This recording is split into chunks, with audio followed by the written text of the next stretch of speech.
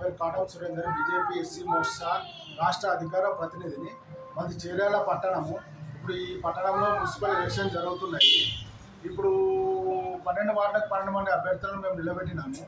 ఒక 4th వార్డులో ఇంతకుముందు ఉన్న municipal vice chairman Rajiv Reddy గారని వాళ్ళు బీఆర్ఎస్ నిలబడ్డారు. కాంగ్రెస్ నుంచి వేరే వాళ్ళు వాడు మన బీజేపీ నుంచి కూడా ఒక వ్యక్తిని నిలబెట్టినారు. కానీ చేర్యాల పట్టణ బాధలు ఏం మాట్లాడుతున్నారు అంటే, ఇప్పుడు రాజీవ్ రెడ్డికి వాళ్ళ చిన్నాన్న శ్రీనివాస్ రెడ్డి గారికి కొన్ని గొడవలు ఉన్నాయి. ఆ గొడవలో ఆయన ఉండి శ్రీనివాస్ రెడ్డి దగ్గరికి పోయి 30,000 రూపాయలు పార్టీ ఫండ్ ఇవ్వమని అడిగితే ఆయన బీజేపీ వాళ్ళకి 30,000 రూపాయలు ఇచ్చినారు. ఇచ్చిన తర్వాత కూడా మళ్ళీ ఆయనకు ఫోన్ చేసి ఇంకా డబ్బులు ఇస్తారా, లేకపోతే మీ చిన్నాన్న కొడుకును గెలిపిస్తాము, లేకపోతే లేదని చెప్పి ఆయనను బెదిరించడం జరుగుతున్నది. ఒక జాతీయ పార్టీకి పట్టణ బాధ్యులు ఉండి ఈ వాళ్ళ పేర్లు రేపు పొద్దున చెప్పగలుగుతా. వారు పొద్దున నాకు ఫోన్ చేసిన నిమ్మ శ్రీనివాస్ రెడ్డి గారు, ఇది సార్ మీ పరిస్థితి, పట్టణ పరిస్థితి అంటే నేను షాక్ అయ్యి పార్టీలోని పెద్దలకు ఇప్పటివరకు తెలియవలసిన జరిగింది.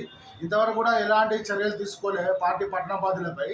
మరి ఎందుకు ఈ పార్టీ ఏం సంగతి, ఎందుకు కాంగ్రెస్ పార్టీ ఆయన కూడా కాంగ్రెస్ పార్టీ బాధ్యులు నిమ్మ శ్రీనివాస్ రెడ్డి ఒక కాంగ్రెస్ పార్టీ వాళ్ళ దగ్గర డబ్బులు తీసుకొని ఒక బీఆర్ఎస్ పార్టీని ఓడకూడదా అని చెప్పేసి ఒక బీజేపీ పార్టీకి చెప్పిన పట్టణ బాధ్యులు మారడం ఎంతవరకు సంభవం?